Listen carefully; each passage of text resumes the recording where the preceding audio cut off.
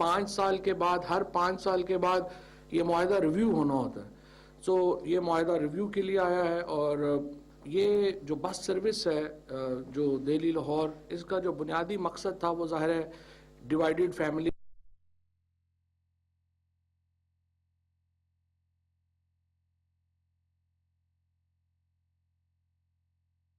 Facility है, लिहाजा इसको जारी रखने का फैसला किया गया है। और इसका जो अब एक्सटेंशन है वो 17 फरवरी 2024 तक जो है ये बस सर्विस मौसर पे अमल होगी। इसके साथ साथ जो एक और इम्पॉर्टेंट डिसीजन जो है वो लिया गया है, वो पाकिस्तान गुरबंदक कमेटी जो है उसको रिकॉन्स्टिट्यूट किया गया है। और उसमें सरदार बिशन सिंह, सरदार कुलजीत सिंह, सरदार मनिंदर सिंह, सरदार गोपाल सिंह चावला, सरदार महेंद्र पाल सिंह, सरदार साहिब सिंह, सरदार संतोख सिंह, सरदार शमशेर सिंह, सरदार तारो सिंह और सरदार भगत सिंह अब पाकिस्तान गुरबंदक कमेटी जो है उसके मेंबरान हैं। इसकी जो इम्पोर्टेंस है, नंबर 10 मेंबर कमेटी है, और मैं आपको वैसे नाम प्रोवाइड भी कर दूंगा। इसकी जो बुनियादी इसका जो फ़ायदा है, ये जो अहमियत है इस वक्त इस फैसले की, वो ये है कि आपको मालूम है कि नवंबर में करतारपुर का जो कॉरिडोर है वो खुलना है। सो पाकिस्तान गुरबंदक कमेटी जो है उसका बहुत अहम किरदार है उसके इंतज़ामात के लिए, उस जो हमारा जो गुरुद्वारा है उसकी तंजीम के लिए, लोगों के आने जाने के लिए। सो इस वक्त इम्पॉर्टेंट था कि एक ऐसे कमेटी जो है वो बनाई जाए जो कि ये सारी जिम्मेदारियां अदा कर सके। नई सिविल एविएशन पॉलिसी अप्रूव की गई है। नई सिविल एविएशन पॉलिसी को की जो इम्पोर्टेंट पॉइंट्स हैं उनकी तरफ आने से मैं एक मिनट पहले मैं आपको ये भी बता दूं कि सिविल एविएशन अथॉरिटी ने आज ये फैसला किया है कि सीडीए और सिविल एविएशन अथॉरिटी ने ये तय किया है कि इस्लामाबाद के अंदर जो प्राइम मिनिस्टर साहब ने लाहौर में भी और इस जो सीडीए है, एलडीए को भी और सीडीए को भी, दोनों को ये हदायत दी थी कि शहर जो हैं वो फैलने नहीं चाहिए, आप उनको वर्टिकल बुलंद करने की बात करें। लिहाजा आज सिविल एविएशन और सीडीए की एक जो मुसलसल मीटिंग्स हुई 3-4, उसके बाद आज ये अप्रूवल दे दी गई है। और अब इस्लामाबाद में जो हाई राइज बिल्डिंग्स हैं उसके लिए जो हाइट की शर्त है वो ख़त्म कर दी गई है। लिहाजा जो हमारी तमाम जो कमर्शियल एरियाज़ हैं, चाहे ब्लू एरिया है, हमारी जो मरकज़ हैं और बाकी जो जगह इस्लामाबाद की हैं, वहाँ पर आप हाई राइज बिल्डिंग बना सकते हैं। और सिविल एविएशन अथॉरिटी से भी किसी किस्म के एनओसी की उसमें ज़रूरत जो है वो नहीं होगी, और सीडीए से भी किसी किस्म के एनओसी की उसके लिए ज़रूरत नहीं होगी। लिहाजा पहली बार इस्लामाबाद में इससे उम्मीद ये है कि एक बड़ी और जो तवील कामत जो बिल्डिंग्स हैं उनको फ़ायदा होगा कि वो और इन्वेस्टमेंट भी जो बाहर से है वो इस्लामाबाद में आ सकेगी। नई सिविल एविएशन पॉलिसी जो है उसकी मंजूरी दी गई है। जो बुनियादी इस सिविल एविएशन पॉलिसी का मतमा नज़र है या मतलब है वो ये है कि पाकिस्तान के अंदर जो एविएशन से वाबस्ता इंडस्ट्री है उसको रिवाइव किया जाए, और उसके लिए तमाम तकरीबन 4 अरब रुपए की जो फैसिलिटी है वो प्रोवाइड की गई है। सिविल एविएशन अथॉरिटी ने 3.8 बिलियन है टू बी एग्जैक्ट, जो तकरीबन 4 बिलियन है। सो 4 अरब रुपए का जो इसमें कट्स हैं वो लगाए गए हैं। इनमें टैक्स कट भी शामिल हैं और चार्जेस भी शामिल हैं, बुनियादी तौर पे चार्जेस शामिल हैं। इसके साथ साथ एक लैंडमार्क डिसीजन में आपको मालूम है कि प्राइम मिनिस्टर साहब का बहुत एम्फेसिस है टूरिज्म के ऊपर, और टूरिज्म में सबसे पहले हम एक पॉलिसी लेकर आए थे जिसमें जो पूरी वीज़ा रजीम है उसको तब्दील किया गया, और अब वो पायलट प्रोजेक्ट इस वक्त चल रहा है। 5 मुल्कों के जो शहरी हैं यानी अमेरिका, यानी बरतानिया, यूएई, टर्की, चाइना और मलेशिया, ये 5 ममालिक जो हैं इनको इस वक्त ई वीज़ा की सहूलत मिल रही है। इस महीने के बाद इंशाल्लाह 170 मुल्कों को ई वीज़े की सहूलत जो है वो मुयसर होगी, और 58 कंट्रीज़ के जो लोग हैं वो वीज़ा ऑन अराइवल ले सकेंगे, यानी वो एयरपोर्ट के ऊपर वीज़ा ले सकेंगे। आज सुबह इंटीरियर मिनिस्ट्री ने नोटिफिकेशन जारी किया, और उन्होंने ये नोटिफिकेशन जारी किया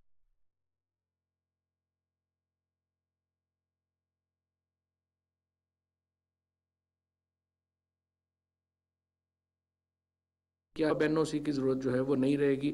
वो किसी भी तरह, जिस तरह से पाकिस्तान में हम लोग बरतानिया जाते हैं या अमेरिका जाते हैं तो वीज़े के बाद जब आप लेके एक दफ़ा एंटर हो जाते हैं फिर आपको एनओसीज़ की ज़रूरत नहीं होती। इसी तरह से पाकिस्तान के अंदर भी अब एनओसीज़ की ज़रूरत नहीं होगी।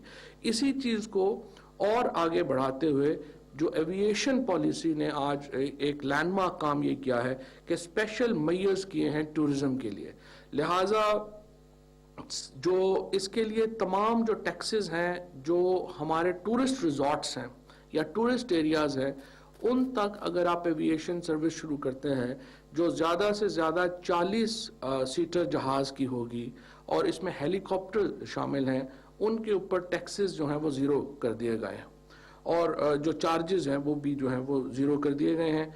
इसका मतलब ये होगा कि जो गिलगित बल्तिस्तान है, सवात है और हमारे बाकी एरियाज जो तय होंगे उनमें अगर आप एविएशन सर्विसेज शुरू करना चाहते हैं तो उसके ऊपर कोई भी चार्ज जो है वो सिविल एविएशन नहीं लेगा।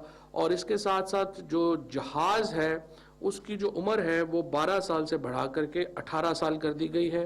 जो पैसेंजर एयरलाइन है, पैसेंजर जहाज़ है और जो कार्गो है उसकी उम्र बढ़ा करके 30 साल कर दी गई है। यानी 30 साल तक का पुराना जहाज़ आप इंपोर्ट कर सकते हैं। पहले आप सिर्फ 12 साल तक का पुराना जहाज़ इंपोर्ट कर सकते थे। अब पैसेंजर जो एयरलाइन है उसके लिए आप 18 साल तक का पुराना जहाज़ इंपोर्ट कर सकेंगे और कार्गो के लिए आप 30 साल का जो है वो जहाज़ है वो आप इंपोर्ट कर सकेंगे।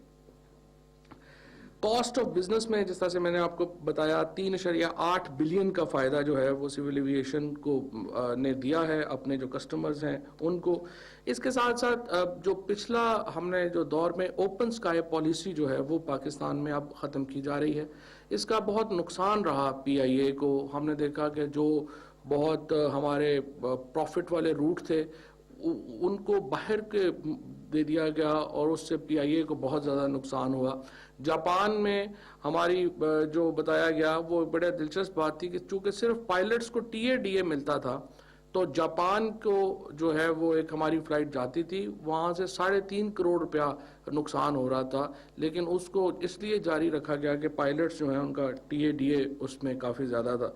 लिहाजा इस तरह के जो फ़ैसले हैं उनको ख़त्म किया जा रहा है और जो तमाम इंटरनेशनल एयरलाइंस के साथ हमारे जो एग्रीमेंट्स हैं उनको रिव्यू करने का फ़ैसला जो है वो भी इसमें शामिल है। इसके साथ साथ ख़वातीन जो पायलट बनना चाहती हैं, लड़कियां जो पायलट बनना चाहती हैं, उनके लिए स्पेशल इनिशिएटिव लिया गया है। सिविल एविएशन उनका जो अखराजात हैं 4 लाख रुपया अगर जो उसकी फ़ीस का जो हिस्सा है उसमें से 4 लाख रुपया सिविल एविएशन अदा करेगी अगर कोई लड़की पायलट बनना चाहती है। So it's good news for all the girls कि अगर आप सिविल एविएशन इंडस्ट्री ज्वाइन करना चाहती हैं, आप पायलट बनना चाहती हैं तो सिविल एविएशन आपको 4 लाख रुपए तक जो है वो आपको सहूलत देगा। फ़्लाइट किचन्स का हमारा मामला है। फ़्लाइट किचन्स के अंदर इस तरह है कि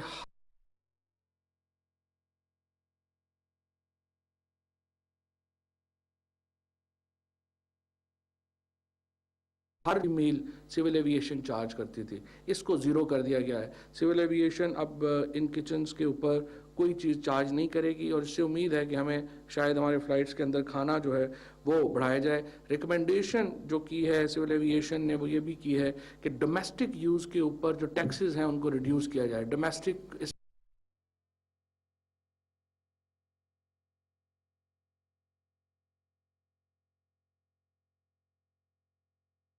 इसके ऊपर बैठ के एक पॉलिसी बनाएंगे जिससे आपका जो डोमेस्टिक और इंटरनेशनल हमारा जो ट्रैवल है वो कम से कम इसमें जो है वो सस्ता होगा। इसके साथ साथ जो लाइसेंसिंग है, एक टीपीटी लाइसेंस है, एक पायलट का अपना लाइसेंस है।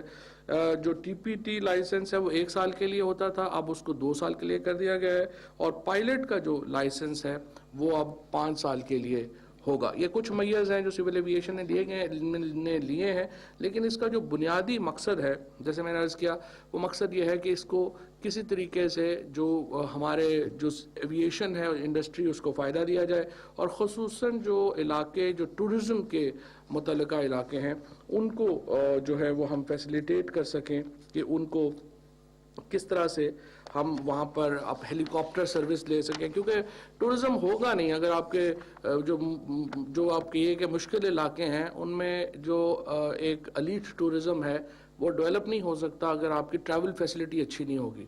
आप सड़कों के ऊपर अगर 18 घंटे लग रहे हैं, 20 घंटे लग रहे हैं तो कोई नहीं जाएगा। ज़रूरी है कि हेलीकॉप्टर सर्विसेज जो हैं वो हम उसको जो है वो दें। इसके साथ साथ 2 मेंबर्स बोर्ड पे लगाए गए हैं, PTET के बोर्ड के ऊपर लगाए गए हैं। जो बैंकिंग कोर्ट इस्लामाबाद है उनमें वाजिद अली साहब को जो है वो जज जो है वो लगाया गया है, और बाकी जो है वो रूटीन की पोस्टिंग्स हैं जो आपको इसमें एजेंडा में जो जारी करेंगे वो कर दी जाएंगी। इसके बाद प्राइम मिनिस्टर साहब की हमारी कैबिनेट मीटिंग के इख्तिताम से पहले ज़ाहिर है कि ख़बर आई कि नवाज़ शरीफ साहब जो हैं उनको ज़मानत दे दी गई है। 6 हफ्ते के लिए ज़मानत जो है वो दी गई है। अब इसके लिए ज़मानत का लफ्ज़ जो है वो पता नहीं मुनासिब है कि नहीं है, क्योंकि 6 वीक्स के लिए उन्होंने सुप्रीम कोर्ट ने उनको कहा है, और हम सुप्रीम कोर्ट के फैसले को वेलकम करते हैं। हमने हमेशा ये कहा है कि जो भी अदालतों का फैसला होगा उसको हम जो है वो तस्लीम भी करेंगे, उसके ऊपर अमल दरामद भी करेंगे, और ऑप्शन भी कोई नहीं होती। अदालतों के फैसलों पे तो आपको अमल करना ही होता है। लेकिन नवाज शरीफ साहब की जो सारे का सारा नैरेटिव था वो फिर एक्सपोज हो गया है आज। वो कहते हैं हमें कोई बीमारी नहीं है लेकिन हमें मेंटल टेंशन है जेल के अंदर। और बिल्कुल चीफ जस्टिस साहब का सवाल बड़ा सही सवाल था कि अगर ये टेंशन आपको है तो फिर तो बाकी सारे कैदियों को भी यही टेंशन है, तो उनका क्या किया जाए। लेकिन जो सुप्रीम कोर्ट ने पाबंदी लगाई है उनको कि वो पाकिस्तान से बाहर नहीं जा सकते, ये बड़ी खुश आइंद है। और हम तो पहले ही प्राइम मिनिस्टर साहब उनको ऑफर कर चुके थे मियाँ साहब को कि आप जिस हॉस्पिटल में जाना चाहें, जिस डॉक्टर से इलाज कराना चाहें, आप इलाज भी कराएं और जाके उनको आप अपनी सेहत का जो है वो डॉक्टर को भी, और फिर आपके पास वसाइल हैं, आप बाहर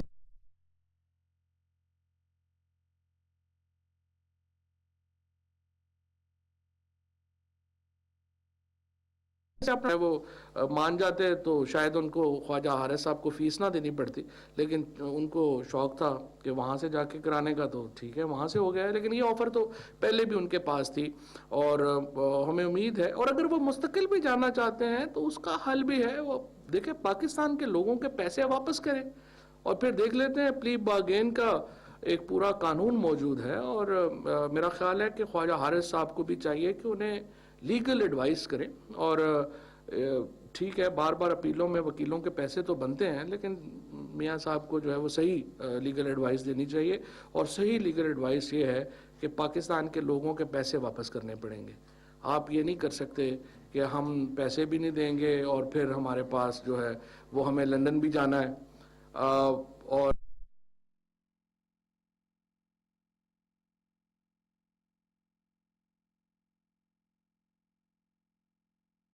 नाम जो है ECL के ऊपर जो है डाल दिया जाएगा। अगर पहले है ऑलरेडी है पीछे जो है वो डाल दिया था, लेकिन आज तो खैर सुप्रीम कोर्ट ने भी कह दिया कि वो बाहर नहीं जाएंगे।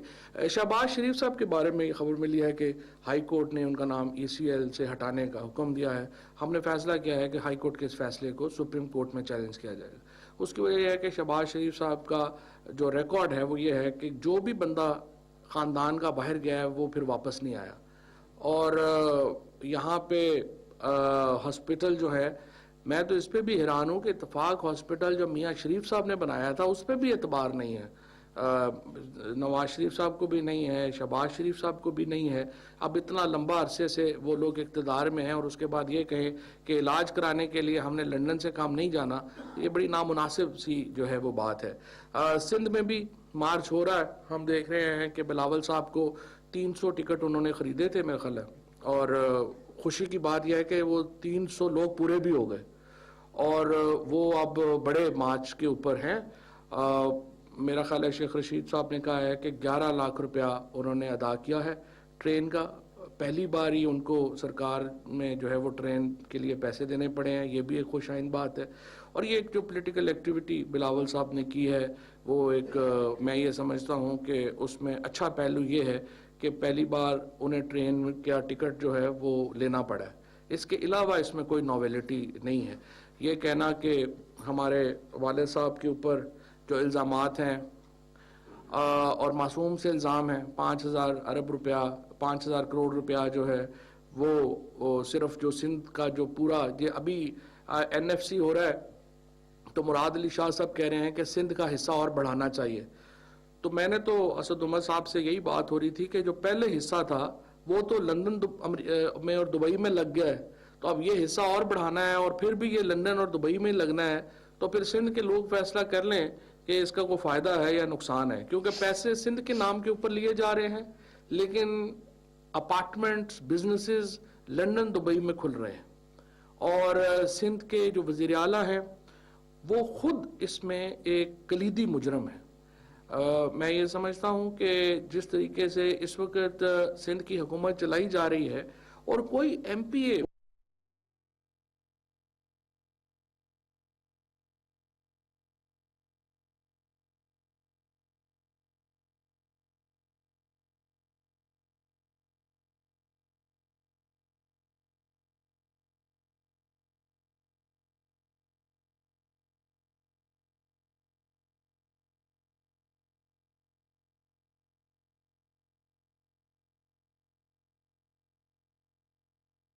स्पीकर है, तो आपका कोई बंदा हो तो ऐसा जो माशाल्लाह इल्ज़ाम में ना हो तो उसको पूछे। तमाम लोगों जो इनके फ्रंटमैन हैं वो हुकूमत के भी सारी फ्रंट कुर्सियों के ऊपर बैठे हुए हैं। This is very unfortunate. रवैयों का फ़र्क आप देखें, पाकिस्तान तहरीक इंसाफ के 3 वज़रा ने बिल्कुल मामूली इश्यूज़ के ऊपर उन्होंने इस्तीफ़ा दिया है, जबकि कोई उनके खिलाफ चार्जेस प्रूव भी नहीं हुए थे, सिर्फ जो है वो तहकीकात फॉर्मलाइज हुई थी। लेकिन पीपल्स पार्टी में जो चीफ मिनिस्टर है, जो स्पीकर है, स्पीकर की अखलाकी हालत ये है कि वो गिरफ्तार है और वो इसके लिए सिंध असम्बली का इजलास जो है वो ख़त्म नहीं कर रहा था कि मुझे वापस जाना पड़ेगा। फिर किसी ने समझाया कि ये आपका केस जो है ये इससे ख़त्म नहीं होना, आपको जाना तो पड़ना है। फिर जाके उन्होंने जो है वो इजलास जो है वो किया। फिर आप देखिए कि जो मरकज़ी मुल्ज़म हैं नैब के केसेस में, उनको पब्लिक अकाउंट्स कमेटी में डाल दिया गया। और ये जो पब्लिक अकाउंट्स कमेटी का मजाक जो यहाँ पे शहबाज शरीफ साहब से शुरू हुआ था, आप समझ फिर हमें आई कि पीपल्स पार्टी इतनी शद्दोमत से क्यों हमायत कर रही है कि शहबाज शरीफ को जो है वो बनाया जाए चेयरमैन, क्योंकि उन्होंने अपनी फरियाल तालपुर को और अपने शर्जील मेमन साहब को, जो वहाँ पर नैब केस में मरकजी मुल्जमान हैं और चार्जेस फेस कर रहे हैं, उनको जो है वो पब्लिक अकाउंट्स कमेटी में डालना था। लिहाजा उन्होंने शहबाज शरीफ का कंधा इस्तेमाल किया। इसीलिए हम कहते हैं कि दोनों जमातों के फ्रैंकली ना कॉल में कोई फर्क है ना फेल में कोई फर्क है। ये मानना पड़ेगा कि दोनों ने करप्शन को ऐसे फॉलो किया है कि जैसे जो अपना आई वुड से कि जो बीजेपी जिस तरह RSS को फॉलो करती है बड़ी ऑनेस्टली और दिल से जो है वो उसको फॉलो करते हैं, इसी तरह इन्होंने जो है वो करप्शन को एक नजरिया बना के अपने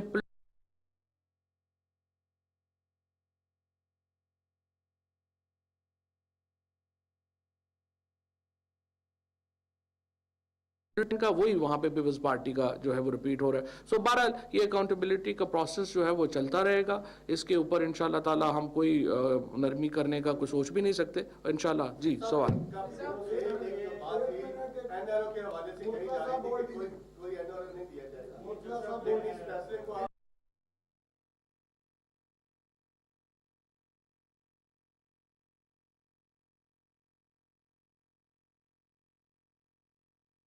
तो आपने टूरिज्म पॉलिसी के ऊपर ये कहा है कि अब जहां मर्जी जा सकेंगे, इंडियन जो लोग आएंगे पाकिस्तान वो भी जहां मर्जी जा सकेंगे।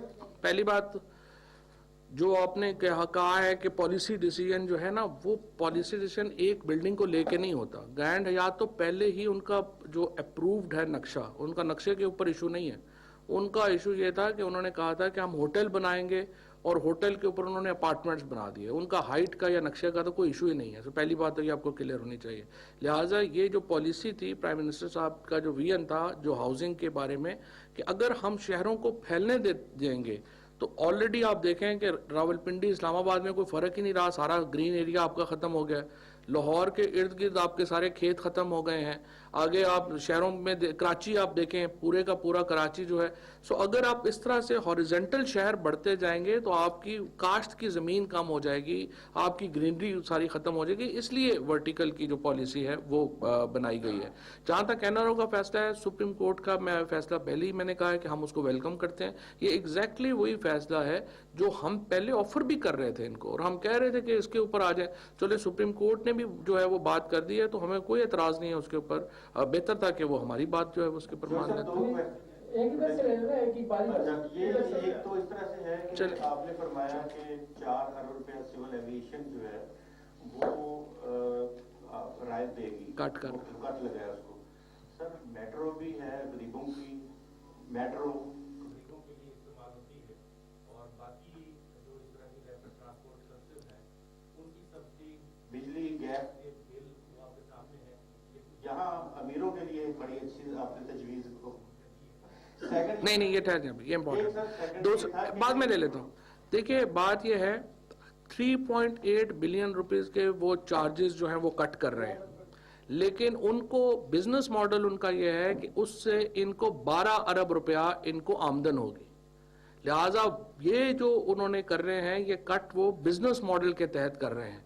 ये नहीं है कि वो कोई गवर्नमेंट से या अवाम का टैक्स का पैसा जो है वो वहाँ पे नहीं देने लगे। उन्होंने एक बिजनेस मॉडल क्रिएट किया है जिसमें उनको फ़ायदा होगा। इसमें मज़ीद जो एविएशन की जो कंपनीज हैं वो आएंगी, और जिस तरह से मैंने आपसे ये कहा कि ये हमारा पाकिस्तान का इंटरेस्ट है कि यहाँ पर एविएशन इंडस्ट्री बढ़े और प्रॉफिटेबल हो। और जैसे कि नॉर्थ के अंदर, नॉर्दर्न एरियाज़ के अंदर अगर आपने ट्रैवल करना है तो आपको एविएशन फैसिलिटीज़ चाहिए, इसलिए उन्होंने एक इनकरेजिंग पॉलिसी बनाई है ताकि लोग वहाँ पर आ सकें, इन्वेस्ट कर सकें यहाँ पर, और उससे उनको फ़ायदा हो सके। जी सर, एविएशन पॉलिसी जब आपने बताई तो उसके थोड़ा सा क्लियर ये कर दें कि एविएशन कोई प्रॉपर इसके लिए कोई फ्लाइंग स्कूल्स भी बनाना चाह रहा है पूरे पाकिस्तान में, उसके हवाले से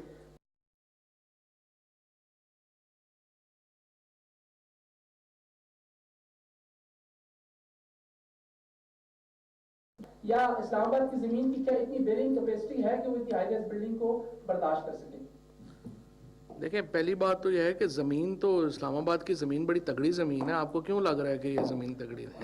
पहले हाँ हमारे बड़ी है, नहीं कोई ऐसा नहीं है इशू।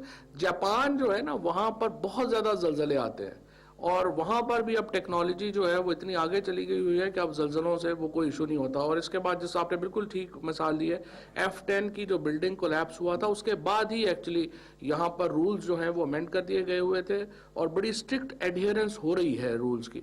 सो जहाँ जहाँ पर भी आप वर्टिकल सिटीज़ जो बनाएंगे वो इंशाल्लाह उसमें जो सेफ्टी का पहलू है उसको सामने रखना बड़ा इंपॉर्टेंट है, और आपकी बात उस लिहाज से बिल्कुल सही है, उसके ऊपर इम्प्लीमेंटेशन होगी। जहाँ तक एविएशन का आपने स्कूल्स की बात की है, ऑलरेडी स्कूल्स मौजूद हैं, हर जगह के ऊपर जो है वो स्कूल्स भी मौजूद हैं और उनमें बात भी हो रही है। जी सरदार जी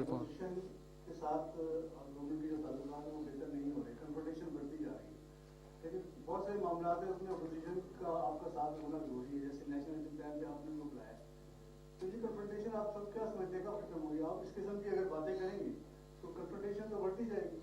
देखिए सवाल है कि कन्फ्रंटेशन अपोजिशन से हमारा तो कोई झगड़ा ही नहीं है, सिर्फ एक ही झगड़ा है।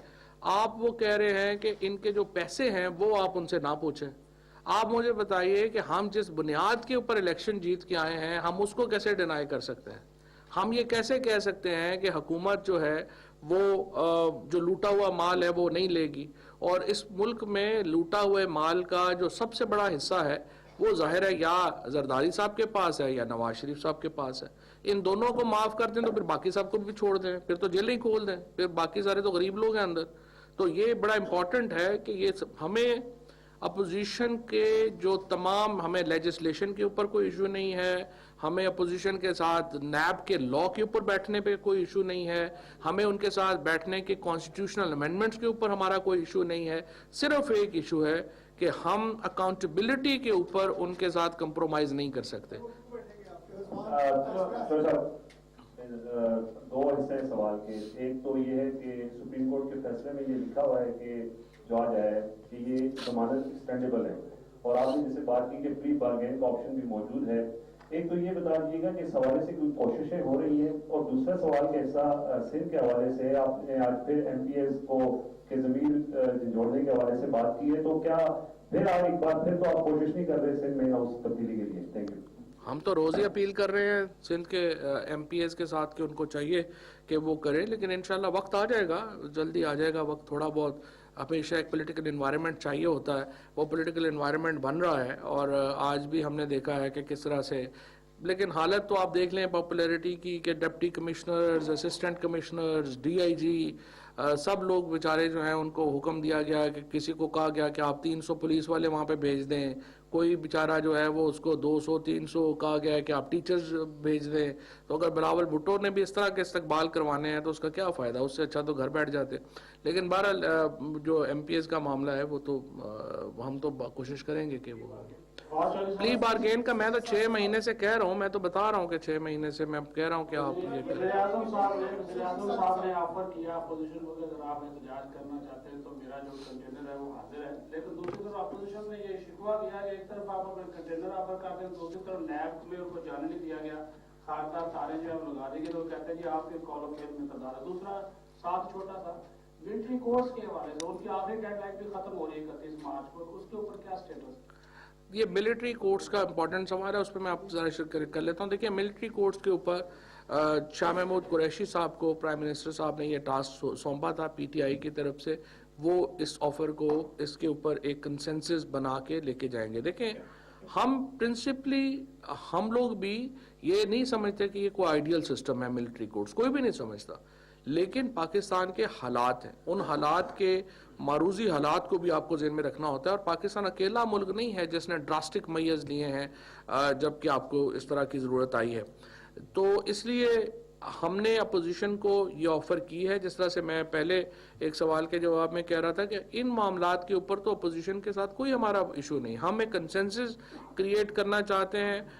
पीपल्स पार्टी, पीएमएलएन, उनका व्यूज़ हैं, उनको हम चाहते हैं कि वो आएँ, इसके ऊपर एक नेशनल पॉलिसी। देखिए ना, सियासत के लिए मुल्क होगा और मुल्क में अमन होगा तो सियासत होगी ना। अगर अमन ही नहीं हो तो फिर बाकी जो है वो सियासत तो नहीं कर सकते। बहरहाल पीपल्स पार्टी हो, पीएमएलएन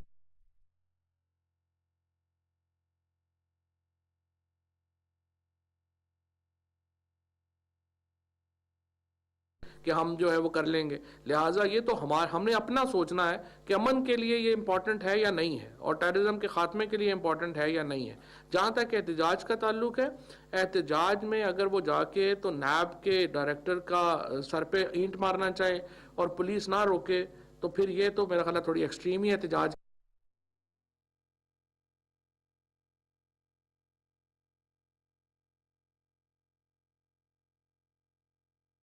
की जांच किया है। और आप देखिए, एक भी हमारे हर एहतजाज के ऊपर पीटीआई के ऊपर एंटी टेररिज्म के पर्चे हुए हैं। यहाँ पर हमने एक एंटी टेररिज्म का पर्चा नहीं दर्ज किया। सबके ऊपर जो है जो लॉ लीगल बनता था सिर्फ वही कार्रवाई की है। अब उससे ज़्यादा हम जो है वो हमने बिल्कुल ये ज्यादती किसी पॉलिटिकल कारकुन के साथ जो है वो नहीं की। हाँ, जिन्होंने पुलिस को मारा है या किया है, जाहिर है उनको केसेस तो अपने भुगतने हैं। हाँ,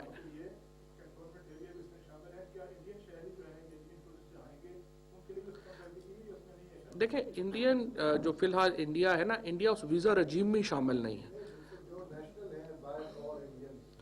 नहीं, जो इंडिया है, इंडियन सिटीजन्स अभी इस रजीम में शामिल नहीं है। तो वो उनका मामला जो है प्राइमरीली हमने जो शुरू किया था, हम तो चाहते थे कि इंडियन जर्नलिस्टों से शुरू कर लें और हम उनको अलाउ कर दें कि वो आए। अभी अनफॉर्चुनेटली बहुत सारे जो हमारे दोस्त थे जर्नलिस्ट जो इंडियन इलेक्शन कवर करने जाना चाहते थे, मैंने इंडियन हाई कमिश्नर से बात की और मैंने कहा कि हमारे बहुत सारे जर्नलिस्ट यहाँ से जाना चाहते हैं इंडियन इलेक्शन को कवर करने, लेकिन कोई हौसला अफजा जवाब जो है वो नहीं मिला। सो हम पाकिस्तान में हम कोशिश कर रहे हैं कि हम नॉर्मलाइजेशन की तरफ जाएं, लेकिन जाहिर है ताली तो दोनों हाथों से बजती है। और आप ये हमेशा कहते हैं कि आपका नैब के साथ कोई अलायंस नहीं है या नैब आपके मातहत नहीं है। शहबाज शरीफ का नाम जो है वो ईसीएल में नैब की दरखास्त पर डाला गया था और नैब की दरखास्त के खिलाफ भी शहबाज शरीफ हाईकोर्ट गए थे जहाँ उनको रिलीफ मिला है। तो कैबिनेट किस किस तरह ये फैसला कर सकती है कि वो उसके खिलाफ अपील में जाएगी, जबकि ये फैसला नैब को करना है? नहीं, ECL जो है वो उसके ऊपर डालने का फैसला कैबिनेट करती है, नैब रिकमेंड करती है और उसके ऊपर ECL के ऊपर डालने का फैसला जो है वो कैबिनेट करती है। सो अगर इसमें लीगल पोजीशन है कि अगर उन्होंने नैब में, अगर हम वहाँ पे पार्टी नहीं है तो फिर तो नैब जो है वो तो उसका फैसला, लेकिन अगर हम वहाँ पार्टी हैं तो फिर हम सुप्रीम कोर्ट में जाएंगे, बिकॉज हम ये समझते हैं कि अगर शहबाज शरीफ जाएंगे तो वो वापस नहीं आएंगे। ये हमारा एक कंसिडर्ड ओपिनियन है, क्योंकि शहबाज शरीफ साहब के बाकी भी सारे जो फैमिली है वो वापस नहीं आई है, लिहाजा शहबाज शरीफ साहब के भी वापस आने का कोई चांस नहीं। शफीक साहब जी शफीक, फवाद साहब, there is a report it appeared in Pakistani newspaper as well as in Indian media about the Pakistan government planning to open Sharda Peeth Temple in Azad Kashmir. So, did the cabinet discuss about the opening of Sharda Temple, or is there any decision from the government of Pakistan? Thank you. well, no such decision has been taken up till now. Primarily, we will wait for Indian elections, and after elections, we will see what we can do. We have already, decided to open Kartarpur corridor, but as far as Sharda Temple is concerned, we will wait for, we will wait for the formal request from India, and I hope it will come after the elections. Before elections, such decisions cannot be taken. Naseem Siddiqui आपका। जी sir, sir आपने ये बड़ा अच्छा फैसला किया कि 58 countries को जो है ऑन अराइवल एयरपोर्ट पे वीजा मिलना पड़ेगा। FIA में जो काउंटर्स है वो बहुत कम है, पहले ही वहाँ बड़ी लंबी लाइनें लगी थी। जब ऑन अराइवल वीजा देंगे तो क्या काउंटर्स वहाँ पे बढ़ाने की भी कोई तजवीज़ है? दूसरी बात ये कि आप जितने भी वेस्टर्न कंट्रीज हैं वहाँ पे स्मार्ट गेट्स लगे हैं, तो जो नेशनल्स हैं वो इजीली आपसे इसको टच करके क्रॉस कर देते हैं, ऐसी भी कोई तजवीज़ है आपके पास? ये इस्लामाबाद एयरपोर्ट के लिए ये पूरी फिजिबिलिटी मुकम्मल हो चुकी है, जहाँ पर गेट्स भी लगेंगे और जहाँ तक FIA के काउंटर्स का ताल्लुक है उसको 3 गुना जो है वो फैसला है कि उसको बढ़ाया जाएगा। सो इंशाल्लाह जब तक ये पूरी इम्प्लीमेंटेशन शुरू होगी, बिल्कुल आपने जेन्युइन दोनों बात की है, इसके ऊपर जो है वो फिजिबिलिटीज दोनों कराची और इस्लामाबाद एयरपोर्ट के ऊपर तैयार है। इंशाल्लाह it will be followed in Lahore and other airports. बताइएगा कि पता चला कि आप सऊदी अरब जा रहे हैं, प्राइम मिनिस्टर का कोई सऊदी वली अहद के लिए खुसूसी मैसेज लेंगे, तो कोई क्या कहानी है सर? नहीं, प्राइम मिनिस्टर साहब का कोई सऊदी वलीयत का मैसेज नहीं है। सऊदी अरेबिया के कल्चर मिनिस्टर हैं प्रिंस बदर बिन अल सऊद, हिज रॉयल हाइनेस, उनकी जो थी वो इंसिस्टेंस थी कि उनका कल कल्चर मिनिस्ट्री का इफ्तिताह हो रहा है, सिर्फ एक रात के लिए जाना है, जाके वापस आ जाना है। वो उसका जो सऊदी अरेबिया के साथ हमारा चूँकि बड़ा क्लोज रिलेशनशिप है, उसको मद्देनज़र रखते हुए वो हिज रॉयल हाइनेस की चूँकि इन्विटेशन है तो उस पर जाना है। Thank you. वाजिब साहब, एक तो ये कि आज प्राइम मिनिस्टर ने अपने इत्तेहादियों से अख्तर मेंगल साहब को बुलाया था, मुलाकात के हवाले से एक तो बताइएगा कि बाकी लोग जिनके तहफ़्ज़ात हैं उनको भी बुलाया जाएगा। दूसरा जो सबसे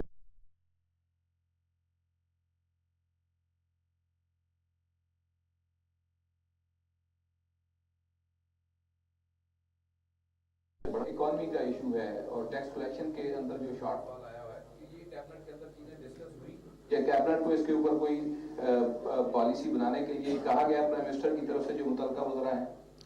अच्छा, जो सबसे इम्पोर्टेंट इससे मुझे कैबिनेट की आपकी बात से याद जो है, जो चीज़ मैं बिल्कुल ही सरफ नज़र कर गया हूँ और इकनॉमिक के ऊपर है कि 200 अरब रुपए का रमज़ान पैकेज कैबिनेट ने जो है वो अप्रूव किया है।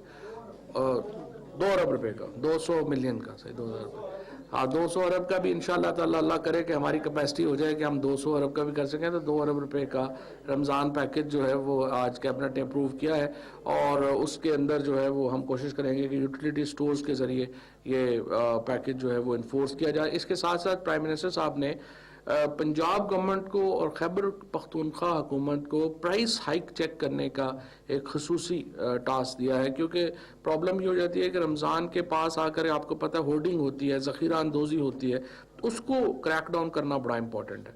इस वक्त कोई पाकिस्तान में कोई इस वक्त इशू नहीं है, एक्चुअली फॉरेन रिजर्व्स का भी जिस तरह से कोई इशू नहीं है। पहली बार आज पाकिस्तान के जो फॉरेन रिजर्व्स हैं आज $10 बिलियन एक अरसे के बाद क्रॉस कर गए हैं और इसके साथ अगर आप ईयर टू ईयर देखें तो हमारा फिस्कल डेफिसिट में 72% पिछले साल जो है इसी तौर में कमी आई है। हम जो बैरूनी कर्जे ले रहे हैं उनमें तवातुर से कमी आ रही है। हम जो इस वक्त हमारा जो फॉरेन रिजर्व है वो बिल्ड हो रहा है, हमारा जो इंपोर्ट्स हैं वो गिर रही हैं, हमारी एक्सपोर्ट्स बढ़ रही हैं। सो IMF का जो टूर है वो भी आपको मालूम है कि उनके नए कंट्री हेड आज पाकिस्तान के अंदर है। तो इंशाल्लाह इसके बाद IMF से भी हम करीब हैं अपने मामलात जो हैं वो कंक्लूड करने के।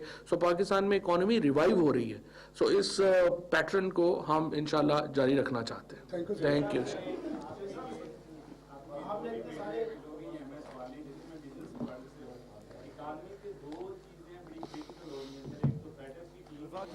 चौधरी फवाद हुसैन विफाकी काबीना के इजलास के हवाले से मीडिया को ब्रीफिंग दे रहे थे। आज के काबीना इजलास में होने वाले अहम फैसलों के हवाले से मीडिया को ब्रीफ किया, जिसमें सिविल एविएशन पॉलिसी के हवाले से भी उन्होंने मीडिया को आगाह किया। इस पे 2 मीटिंग्स हुई हैं, कल भी मीटिंग हुई थी इसके ऊपर, इकोनॉमी के ऊपर, जिसमें प्रोविंशियल मिनिस्टर्स भी जो है उनको भी बुलाया गया था। अब प्राइम मिनिस्टर साहब ने एक कोऑर्डिनेशन टीम बनाई है, जिसमें उन्होंने जो दोनों सूबाई हमारे मिनिस्टर्स हैं फाइनेंस के उनको डाला है, फेडरल मिनिस्टर साहब को डाला है, मुझे उसमें डाला है। उस कमेटी को हमने ये जो है वो टास्क प्राइम मिनिस्टर साहब ने ये दिया है कि जो इकोनॉमी के ऊपर एक प्रोविंशियल और सेंट्रल जो जहाँ जहाँ हमारी हुकूमतें हैं एक कोऑर्डिनेटेड जो पॉलिसी है वो आनी चाहिए। सो उसके ऊपर काम हो रहा है। लेकिन इस वक्त फैटफ का 15 अप्रैल आपको मालूम है कि हमने अपनी जो रिपोर्ट है वो सबमिट करवानी है। मई में एक फैटफ की मीटिंग है, उसके बाद सितंबर में एक मीटिंग है। हमें इंशाल्लाह उम्मीद है इस वक्त की जो सिचुएशन जा रही है कि सितंबर में हम फैटफ को जो है वो जो कंडीशनैलिटीज हैं ज्यादातर वो हम मीट कर लेंगे। और इसीलिए